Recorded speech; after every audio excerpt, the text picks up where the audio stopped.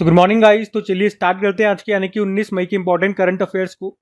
तो इस प्रश्न में पूछ रहे अभी हाल ही में 10वीं के सभी छात्रों के लिए रोबोटिक्स शिक्षा अनिवार्य करने वाला पहला राज्य कौन सा बन गया है? तो आंसर होगा इसका केरल। तो अभी केरल ये 10वीं कक्षा के सभी छात्रों के लिए रोबोटिक्स एजुकेशन अनिवार्य करने वाला देश का पहला राज्य बन गया है। तो अब से विद्यार्थियों को ये नया विषय यहाँ पे पढ़ाया जाएगा, रोबोटिक एजुकेशन। अब बात केरल की हो रही है यहाँ पे, तो ये रहा मैप में केरल। कैपिटल तिरुवनंतपुरम हो गई है, मुख्यमंत्री पिनाराई विजयन, गवर्नर है राजेंद्र विश्वनाथ अर्लेकर। यहाँ का राजकीय पशु हाथी हो गया, राजकीय पक्षी है ग्रेट हॉर्नबिल, पुष्प है कोन्नी कोना, वृक्ष है नारियल का फल है कटहल, मछली है ग्रीन क्रोमाइड। यहाँ पे आपको Silent Valley National Park, Periyar National Park, Eravikulam National Park, Anamudi Shola National Park मिल जाएगा। इडुक्की डैम यहीं पर मिलेगा आपको पेरियार नदी पर। यहाँ का क्लासिकल डांस हो गया कथकली मोहिनीअट्टम, क्लासिकल लैंग्वेज मलयालम हो गया। कुछ फेस्टिवल्स यहाँ से बात करें तो ओणम हो गया, त्रिशूरपुरम हो गया, अट्टूकल पोंगल हो गया, मकर विलक्कू हो गया, विशु उत्सव हो गया, पहला अंतर्राष्ट्रीय समुद्र तट महोत्सव भी यहाँ पे मनाया गया। केरल का कौन सा त्योहार नए साल का प्रतीक है? विशु उत्सव। ये प्रश्न एग्जाम में आ चुका है। केरल के समुद्री तट को मालाबार तट कहते हैं और तमिलनाडु के समुद्री तट को कोरोमंडल तट। केरल को मसालों का बाग भी कहा जाता है, सबरीमाला टेम्पल भी आपको यहीं पर मिलेगा केरल में। कुछ करंट अफेयर्स के प्रश्न और केरल से आपको रिवाइज करवाएं। तो 78 नंबर की भी संतोष ट्रॉफी हुई थी 2024-25 सत्र का जो खिताब है वो जीत लिया पश्चिम बंगाल ने केरल को हरा के। केंद्र सरकार ने केरल के वायनाड में हुए भूस्खलन त्रासदी को गंभीर प्राकृतिक आपदा घोषित किया। पश्चिमी घाट की सबसे ऊंची चोटी अन्नामुडी है, केरल में आपको मिलेगी। केंद्रीय नारियल अनुसंधान संस्थान सेंट्रल कोकोनट रिसर्च इंस्टीट्यूट कहाँ पर है? केरल में। और कवचम इसको लॉन्च किया था अभी केरल ने ही। गो समृद्धि मवेशी बीमा योजना यहाँ पे शुरू हुई थी। अट्टूकल पोंगल उत्सव ये मनाया जाता है केरल में, 10 दिनों तक होता है। पोंगल उत्सव तमिलनाडु में होता है, ध्यान से सुनना, दोनों मैंने साथ में लिख दिए। अट्टूकल पोंगल तो केरल में और पोंगल उत्सव तमिलनाडु में। वरिष्ठ नागरिक आयोग स्थापित करने वाला पहला भारतीय राज्य केरल बना था। ऑनलाइन स्थायी लोक अदालत सेवा शुरू करने वाला भारत का पहला राज्य बना केरल। भारत में एंजियोप्लास्टी के जनक कहे जाते हैं डॉक्टर मैथ्यू सैमुअल, केरल से। केरल में देश के पहले गहरे पानी वाले ट्रांसशिपमेंट पोर्ट विजिंगम बंदरगाह का अभी उद्घाटन भी किया था मोदी जी ने। वर्ल्ड हेल्थ ऑर्गेनाइजेशन ने आयु अनुकूल शहर के रूप में किसे मान्यता दी? कोझिकोड केरल को।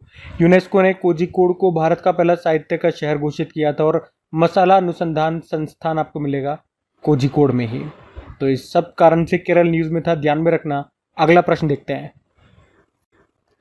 फिर अगले में पूछ रहे अभी हाल ही में एआई एंकर अंकिता इसका नाम है, इसको किसने लॉन्च किया? तो आंसर होगा असम ने।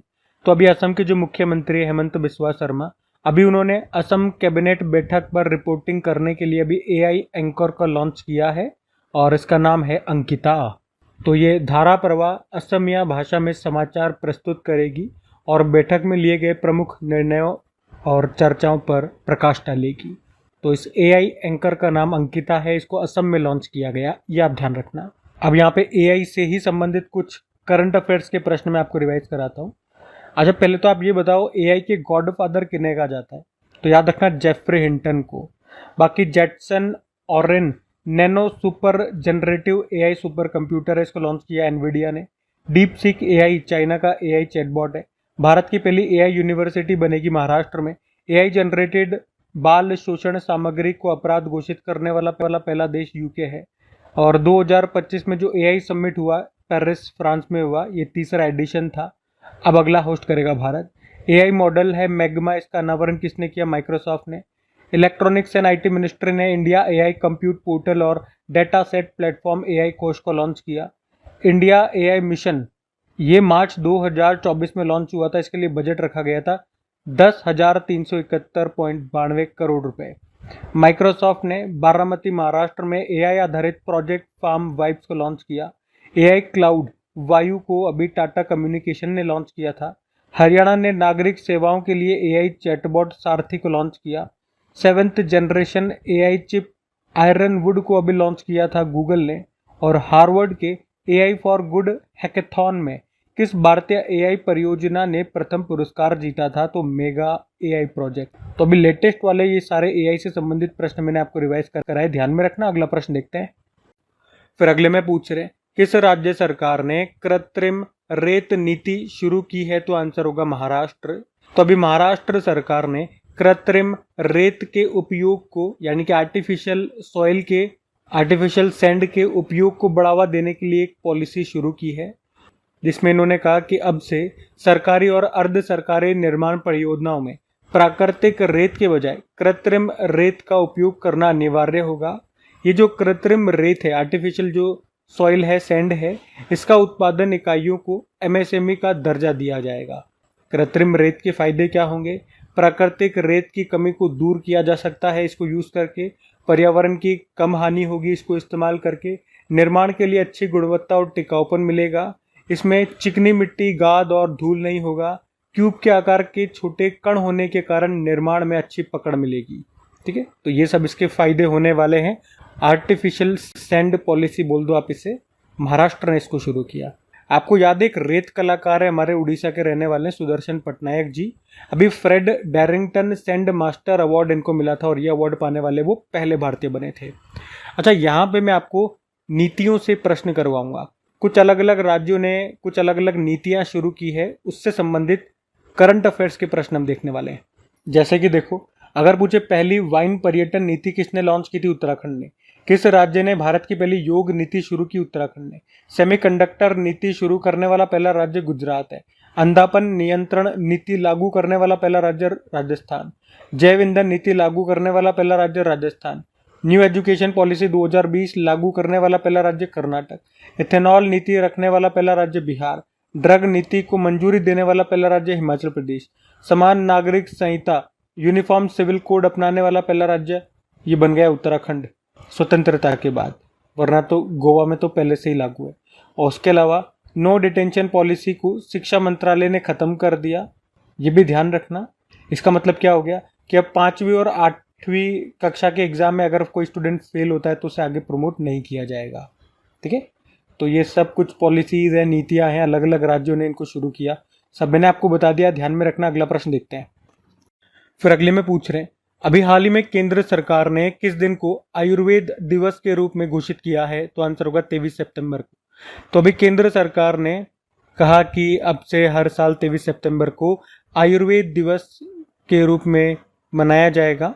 अभी तक आपको याद होगा आयुर्वेद दिवस ये हम धनतेरस के दिन मनाते थे।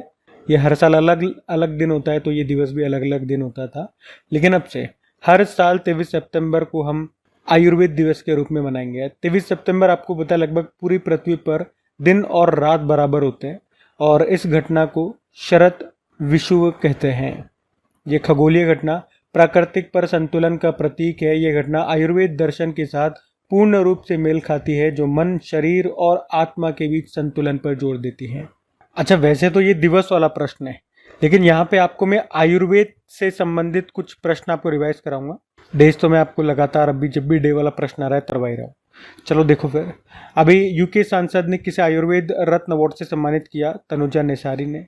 आयुर्वेद दिवस ये हमने देख लिया, अब से हर साल 23 सितंबर को मनाया जाएगा। जन औषधि दिवस 7 मार्च को, थीम थी दाम कम दवाई उत्तम। वर्ल्ड हेल्थ ऑर्गेनाइजेशन ने global centre for traditional medicine कहाँ पर खोला? जामनगर, गुजरात में। और सरकार ने आयुर्वेद में अनुसंधान और विकास को बढ़ावा देने के लिए कौन सा कार्यक्रम शुरू किया? स्मार्ट।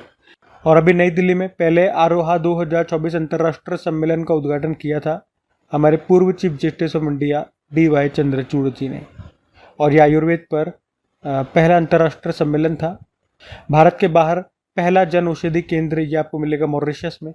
भारत का पहला आयुर्वेद चिकित्सा उपकरण ये कौन सा बन गया है? नाड़ी तरंगिनी। और भारत का पहला अखिल भारतीय अनुसंधान केंद्र आपको मिलेगा नई दिल्ली में। ये भी प्रश्न एग्जाम में आ चुका है। उसके अलावा प्रधानमंत्री नरेंद्र मोदी ने केंद्रीय आयुर्वेद अनुसंधान संस्थान भवन की अभी नींव रखी थी, तो ये कहाँ पर है? नई दिल्ली में। आयुष मंत्रालय ने 3 आयुर्वेद विशेषज्ञों को राष्ट्रीय धन्वंतरी आयुर्वेद पुरस्कार से सम्मानित किया। और जन औषधि सप्ताह ये हमने 1 से लेकर भी 7 मार्च तक मनाया था। प्रधानमंत्री जन औषधि परियोजना ये 2018 में लॉन्च हुई थी, जिसका उद्देश्य है जनता को सस्ती कीमतों पर गुणवत्तापूर्ण जेनेरिक दवाइयाँ उपलब्ध कराना। और भारत का लक्ष्य है 31 मार्च 2027 तक कितने नए जन औषधि केंद्र खोलने का लक्ष्य है? तो आंसर होगा 25,000।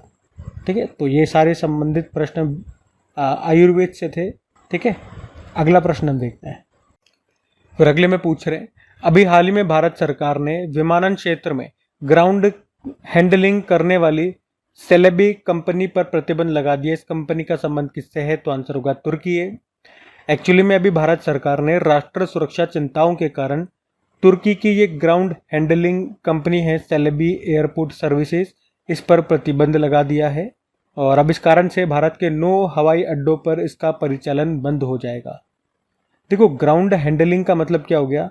जैसे कि ग्राउंड लेवल पे जो भी काम होते हैं एयरपोर्ट्स पे, जैसे कि यात्रियों की सेवा, load control, flight operation, cargo और postal services, warehouse, bridge operation जैसे काम, ये सब काम जो है ये ग्राउंड हैंडलिंग के अंतर्गत आते हैं। अच्छा, इन्होंने बैन क्यों कर दिया? आपको याद होगा अभी भारत और पाकिस्तान के बीच में एक छोटा सा युद्ध हुआ था, जिसमें हमने उसे उसकी औकात याद दिला दी थी। वो समझ गया था कि भैया नहीं लड़ेंगे, उसी में फायदा है। तो उसमें तुर्की ने पाकिस्तान का खुला समर्थन किया था। वैसे तुर्की और अजरबैजान इन्होंने पाकिस्तान को सपोर्ट किया था। तो अभी हमारे जो व्यापार संघ है उसने तुर्की और अजरबैजान के साथ व्यापार पर रोक लगा दी है और हमने ये तुर्की की जो कंपनी है विमानन क्षेत्र में ग्राउंड हैंडलिंग करने वाली ये कंपनी है सेलेबी कंपनी, इस पर प्रतिबंध लगा दिया है। बाकी बात तुर्की की हो रही है, तो ये रहा मैप में तुर्की है। तुर्की हो गया, अब इसका नया नाम तुर्की हो गया। ये 2 कॉन्टिनेंट में यूरोप और एशिया कॉन्टिनेंट में आता है, इसे यूरोप का मरीज भी कहते हैं। कैपिटल अंकारा होती है, करेंसी है टर्किश लीरा, प्रेसिडेंट है रेसेप तैयब एर्दोगान। यहाँ पर अनातोलिया का पठार है और इसी को एशिया माइनर का पठार भी कहते हैं। विश्व का सर्वाधिक लवणता वाली झील वॉन लेक, ये भी आपको यहीं पर मिल जाएगी। ठीक है, सब ध्यान में रखना। अगला प्रश्न देखते हैं। फिर अगले में पूछ रहे हैं, हाल ही में किसने अपने देश में हुए अपराधों की जांच के लिए इंटरनेशनल क्रिमिनल कोर्ट को अधिकार क्षेत्र दिया है? तो आंसर होगा लीबिया। तो अभी लीबिया देश ने इंटरनेशनल क्रिमिनल कोर्ट को 2011 से 2027 तक अपने क्षेत्र में हुए अपराधों की जांच के लिए अनुमति दे दी है।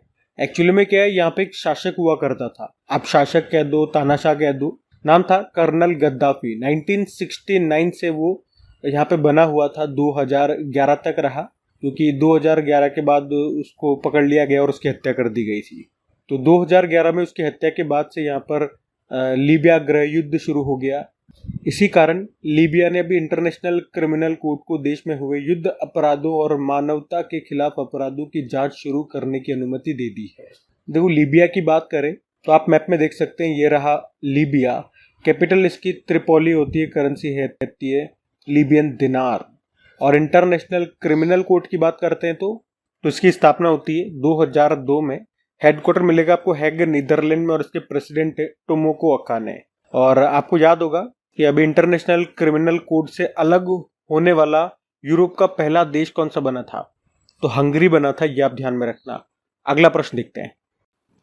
फिर अगले में पूछ रहे हैं, हाल ही में ऑपरेशन ब्लैक फॉरेस्ट किसके विरुद्ध चलाया गया? तो आंसर होगा, तो ऑपरेशन ब्लैक फॉरेस्ट इसे सीआरपीएफ ने चलाया और नक्सलियों के खिलाफ चलाया गया ये एक ऑपरेशन है। 21 दिनों तक ये चला, जिससे ये सबसे लंबा निरंतर नक्सल विरोधी अभियान बन गया। कहाँ पर चलाया गया? तो छत्तीसगढ़ और तेलंगाना सीमा पर नक्सलियों के गढ़ कर्रेगुट्टालू हिल के पास ये चलाया गया। इस अभियान का उद्देश्य था नक्सलियों को बेअसर करना और क्षेत्र में उनकी गतिविधियों को बाधित करना। और इसी तरह से मैं आपको याद दिला दूं, अभी छत्तीसगढ़ में भी अभी नक्सलवाद के खिलाफ एक ऑपरेशन चलाया था, ऑपरेशन संकल्प उसका नाम है। और अगर पूछो नक्सलवाद के उन्मूलन का हमारा उसे खत्म करने का लक्ष्य क्या है, तो आंसर होगा 31 मार्च 2026। इसी तरह से कुछ और ऑपरेशन अभी हमने चलाए थे, वो भी मैं आपको रिवाइज करवा दूं। तो एक तो ऑपरेशन सर्वशक्ति हमने चलाया था, भारतीय सेना ने जम्मू कश्मीर से आतंकियों को साफ करने के लिए। ऑपरेशन इंद्रावती, हैती से भारतीयों को निकालने के लिए। ऑपरेशन कामधेनु, ये जम्मू कश्मीर पुलिस ने चलाया था मवेशी तस्करियों पर रोक लगाने के लिए। ऑपरेशन बॉम्बे बकेट, उत्तराखंड जंगलों में आग को बुझाने के लिए। ऑपरेशन डेविल हंट, बांग्लादेश ने हिंसा से निपटने के लिए। ऑपरेशन ब्रह्मा, म्यांमार में भूकंप आया था तो वहाँ पे मदद के लिए चलाया हमने। ऑपरेशन टिक्का, जम्मू कश्मीर के पहलगाम में आतंकी हमले के बाद घुसपैठ को रोकने के लिए हमने ये ऑपरेशन टिक्का चलाया। ऑपरेशन हॉक सीबीआई ने ऑनलाइन बाल यौन शोषण नेटवर्क को समाप्त करने के लिए चलाया था। उसी तरह से ऑपरेशन सिंदूर आप सभी जानते हो, पाकिस्तान और पीओके में 9 आतंकवादी संगठनों पर उनके ठिकानों पर हवाई हमले के लिए चलाया था। ऑपरेशन अभ्यास सिविल डिफेंस मॉक ड्रिल जो बेंगलुरु में हुआ था। ऑपरेशन केल्लर की फिर बात करते हैं तो दक्षिण कश्मीर के शोपियों में केल्लर के घने जंगलों में आतंकवाद विरोधी अभियान था ये। और ऑपरेशन संकल्प मैंने आपको बताया था। सुरक्षा बलों ने छत्तीसगढ़ के बीजापुर जिले में 22 नक्सलियों को मारा था इस ऑपरेशन संकल्प के तहत। ठीक है, तो ये सब ध्यान में रखना। अगला प्रश्न देखते हैं। फिर अगले में पूछ रहे हैं, अभी हाल ही में ब्लूमबर्ग ने टॉप 100 शुद्ध लाभ वाली कंपनियों की सूची जारी की है। इसमें एकमात्र भारतीय कंपनी कौन सी है? तो आंसर होगा एसबीआई। तो अभी ब्लूमबर्ग ने टॉप 100 सबसे ज़्यादा नेट प्रॉफिट वाली कंपनियों की अभी सूची जारी की है और इस टॉप 100 में भारत की भी एक कंपनी है। कौन सी? State Bank of India. तो इस पूरी लिस्ट में अगर पहले हम बात करते हैं कि टॉप पर कौन सी कंपनी है, तो अल्फ़ाबेट है, गूगल की जो पेरेंट कंपनी है। फिर है सऊदी अरामको और भारत की जो कंपनी है यानी कि भारतीय बैंक एसबीआई, वो इस लिस्ट में 98 नंबर पर है। और मैं आपको ये भी बता दूं कि ब्लूमबर्ग की इस लिस्ट में ये शामिल होने वाली तीसरी भारतीय कंपनी बन गई है। सबसे पहले 2009 में ओएनजीसी इसमें शामिल हुआ था, तब उसको रैंक मिली थी 71। फिर जाकर के 2021 में रिलायंस इंडस्ट्रीज़ इसमें शामिल होने वाली दूसरी भारतीय कंपनी बनी थी, उसको रैंक मिली थी 98। और अब तीसरी भारतीय कंपनी बन गई है इस लिस्ट में आने वाली एसबीआई, उसको रैंक मिली है 98 ही। ठीक है, तो ये ध्यान में रखना। बाकी अगर स्टेट बैंक ऑफ इंडिया की हम लोग बात करते हैं तो इसकी स्थापना होती है 1 जुलाई 1955 में। और अगर इसके इतिहास की बात करते हैं तो सबसे पहले 3 बैंक थे, bank of Bengal, bank of Madras और बैंक ऑफ बॉम्बे।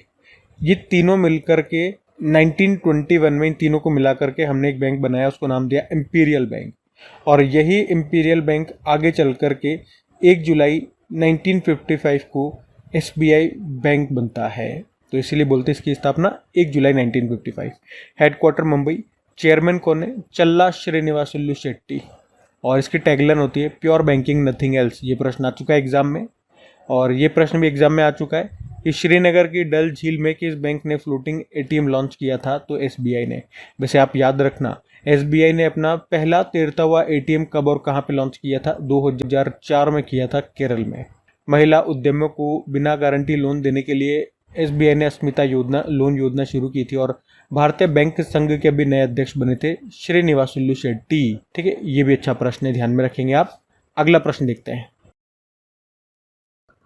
फिर अगले में पूछ रहे हैं, हाल ही में साउथ कोरिया पर्यटन का ब्रांड एम्बेसडर भी किसे बनाया गया? तो आंसर हो जाएगा हिना खान को। तो लोकप्रिय टीवी और फिल्म अभिनेत्री हैं हिना खान, जिनको भी कोरिया पर्यटन की ओर से मानद राजदूत के रूप में भी नियुक्त किया गया है। इस समय हिना खान ये स्तन कैंसर स्टेज 3 का इलाज करा रही है। वे कई प्रसिद्ध टीवी सीरियल्स में काम कर चुकी हैं। साउथ कोरिया, इसकी कैपिटल होती है सियोल, करेंसी होती है साउथ कोरियन वॉन। अब ये एक तरह से ब्रांड एम्बेसडर वाला प्रश्न है। चलो आपको कुछ और ब्रांड एम्बेसडर्स में रिवाइज करवाऊँ तो एक तो याद रखेंगे, यूनाइटेड नेशन रिफ्यूजी एजेंसी के गुडविल एम्बेसडर बने थे थियो जेम्स, यूके के एक्टर हैं। यूनिसेफ इंडिया की करीना कपूर खान बनी थी। यूरो ग्रिप टायर के महेंद्र सिंह धोनी। और डेनिम ब्रांड है लेविस, उसके बने थे दिलजीत दोसांझ। फेडरल बैंक के विद्या बालन। फ्रांस की नारिका कंपनी है, उसकी साइना नेहवाल। अंधेपन से लड़ने के लिए विजन 2020 इंडिया का सद्भावना राजदूत बनाया गया था कृष्णमाचार्य श्रीकांत को। फिट इंडिया आइकॉन बने आयुष्मान खुराना। गो आई बिबो के बने ऋषभ पंत। और टाटा मोटर ने अभी ब्रांड एम्बेसडर बनाया था विक्की कौशल को। Larsen and Toubro finance limited के जसप्रीत बुमराह। स्केचर्स अमेरिका की फुटवेयर कंपनी, इसके भी बने थे Jasprit Bumrah. Foreign exchange business company Thomas Cook, इसके बने Kartik Aaryan. French luxury brand है शैनल या स्नैल, इसके बनी थी Ananya Panday. Dream technology company China की, उसकी बनी थी कृति सेनन। और यूरेका फॉर्ब्स की बनी थी अभी श्रद्धा कपूर। तो ये सारे ब्रांड एम्बेसडर्स हैं जो आपको ध्यान रखने चाहिए। ये अभी लेटेस्ट हमने पढ़े थे, है ना। अगले प्रश्न की ओर बढ़ते हैं। फिर अगले में पूछ रहे कि अभी हाल ही में किसने सीसीआई बिलियर्ड चैंपियनशिप 2025 का खिताब जीता? तो आंसर होगा पंकज आडवाणी ने। तो सीसीआई बिलियर्ड्स क्लासिक चैंपियन तो अभी सीसीआई बिलियर्ड्स क्लासिक चैंपियनशिप 2025 इसका खिताब जीत लिया पंकज आडवाणी ने। इन्होंने फाइनल में हराया ध्रुव सेतवाल को। और पंकज आडवाणी का ये तीसरा सीसीआई बिलियर्ड्स खिताब है। सीसीआई बिलियर्ड्स क्लासिक चैंपियनशिप 2025 का आयोजन अभी 25 अप्रैल से लेकर 4 मई 2025 तक मुंबई के क्रिकेट क्लब ऑफ इंडिया में किया गया था। और पंकज आडवाणी ने अब तक बिलियर्ड्स, स्नूकर और पूल में 28 विश्व चैंपियनशिप जीती हैं। ठीक है, तो पंकज आडवाणी का नाम अभी ध्यान में रखना। बाकी ये थी आज की हमारी करंट अफेयर्स की क्लास। कमेंट करके ज़रूर बताना सेशन आपको कैसा लगा, अच्छा लगा हो तो वीडियो को सपोर्ट ज़रूर कीजिएगा। दोस्तों के साथ में स्टडी ग्रुप में शेयर करके, वीडियो को लाइक नहीं करा तो लाइक ज़रूर कर देना। और बाकी इनकी प्रैक्टिस के लिए क्विज अपलोड की जाती है डेली आपकी क्रिक एग्जाम एप्लीकेशन पे जाकर के क्विज लगाइए, टेस्ट लगाइए, इसकी प्रैक्टिस करते रहिए ताकि एग्ज़ाम टाइम तक आपको बार बार लेंथी वीडियो न देखने पड़े इनका रिविज़न करने के लिए। तो टेस्ट लगाते रहिए।